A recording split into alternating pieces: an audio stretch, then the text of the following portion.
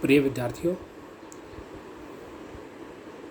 अष्टांग योग पर बात करेंगे।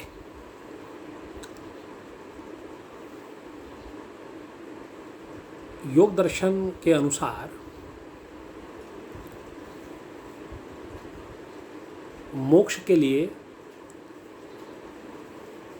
प्रज्ञा नितांत आवश्यक है, किंतु इंद्रियजन्य राग एवं आसक्ति प्रज्ञा या मोक्ष के मार्ग में बाधक है। प्रज्ञा तब तक उत्पन्न नहीं हो सकती जब तक अंतःकरण निर्विकार और शुद्ध न हो। योग दर्शन में अंतःकरण की शुद्धि के लिए 8 अंग बताए गए हैं। ये 8 अंग हैं: यम, नियम, आसन, प्राणायाम, प्रत्याहार, धारणा, ध्यान और समाधि। यम का तात्पर्य निवृत्ति से है। यम 5 हैं: अहिंसा, सत्य, अस्तेय, ब्रह्मचर्य और अपरिग्रह। अहिंसा, किसी जीव को किसी भी प्रकार से कष्ट न पहुंचाना। सत्य, किसी से किसी भी प्रकार का झूठ न बोलना। अस्तेय, चोरी न करना। ब्रह्मचर्य, विषय वासना से दूर रहना।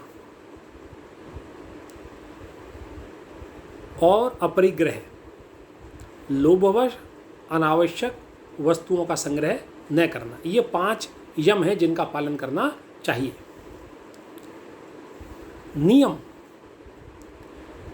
नियम का तात्पर्य सदाचार से है। नियम भी 5 हैं: शौच, संतोष, तप, स्वाध्याय और ईश्वर प्रणिधान। शौच का अर्थ है बाह्य और आंतरिक शुद्धि। इसको हम शारीरिक और मानसिक शुद्धि भी कह सकते हैं। संतोष, उचित प्रयास से जितना प्राप्त हो उसमें संतोष रहना, ये संतोष है। तप, सर्दी गर्मी सहन करने की शक्ति और कठिन व्रत उपवास आदि करना। स्वाध्याय, धार्मिक ग्रंथों का अध्ययन। ईश्वर प्रणिधान,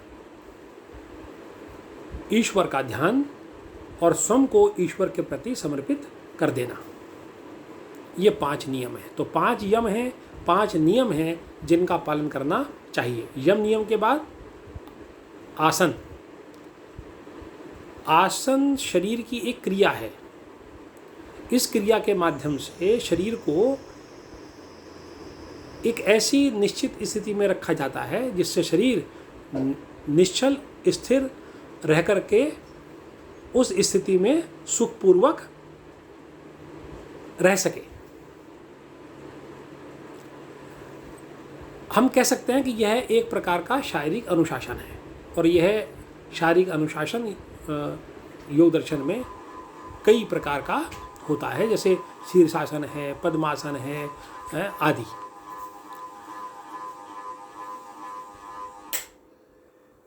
प्राणायाम। प्राणायाम का अर्थ है श्वास प्रश्वास की गति पर नियंत्रण रखना। श्वास को अंदर लेना, पूरक, कुछ देर वहाँ रोके रखना, कुंभक, और विधि पूर्वक छोड़ना, रेचक। यह जो प्राणायाम है यह चित्त की एकाग्रता में उपयोगी है। प्राणायाम का अभ्यास चित्त की एकाग्रता को बढ़ाता है। प्रत्याहार। प्रत्याहार होता है कि विषय की इंद्रियां जो अपने विषय की ओर बाहर दौड़ती हैं, उन इंद्रियों को उनके विषयों से हटाकर मन के अधीन कर लेना। यानी कि उनको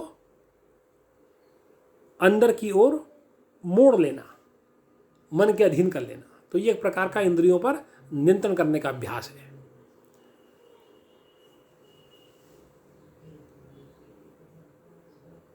धारणा। धारणा में चित्त को किसी अभीष्ट वस्तु पर केंद्रित किया जाता है,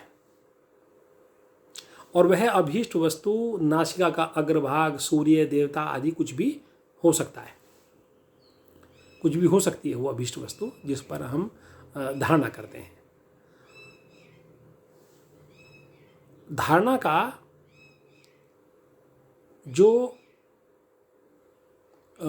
अगला जो स्थिति है वो है ध्यान।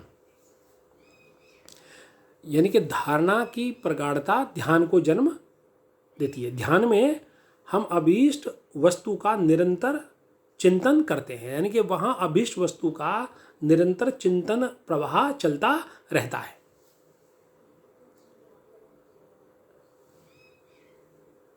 और वह चिंतन प्रवाह जब निरंतर चलता रहता है तब वहाँ अभीष्ट वस्तु का ज्ञान हमें हो जाता है। यानी ध्यान में अभीष्ट वस्तु का स्वरूप प्रकट हो जाता है। यानी कि वहाँ जिस विषय पर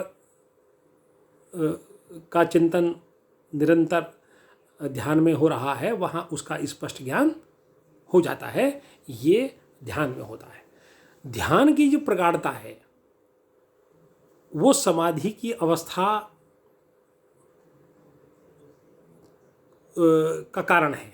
ध्यान जब प्रगाढ़ हो जाता है तो उससे अगली अवस्था है समाधि।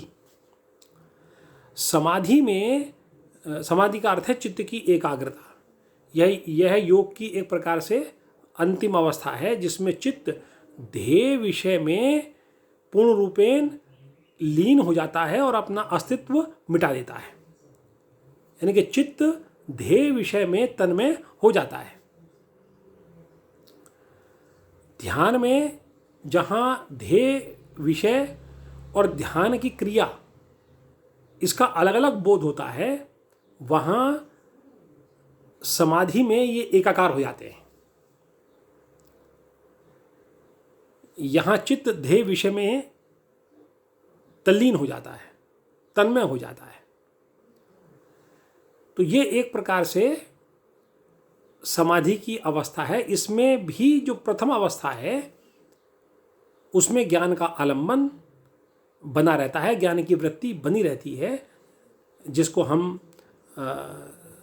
संप्रज्ञात समाधि या संप्रज्ञात योग कहते हैं।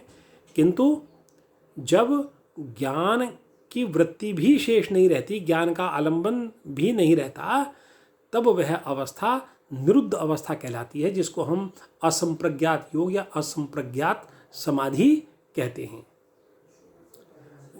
यहाँ चित्त की वृत्तियों का पूर्ण निरोध हो जाता है, बल्कि चित्त ही नहीं रहता। यही मोक्ष की अवस्था है, यही कैवल्य की अवस्था है। धन्यवाद।